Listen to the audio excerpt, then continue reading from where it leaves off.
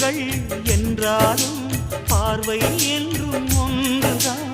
உருவத்திலே தனித்தனிதான், உள்ளம் என்றும் ஒன்றுதான். ஒரு சேவல்தான் நடை காத்தது, இந்த அதிசயம் பாருங்கள், கண்ணனை வாழ்த்துங்கள்.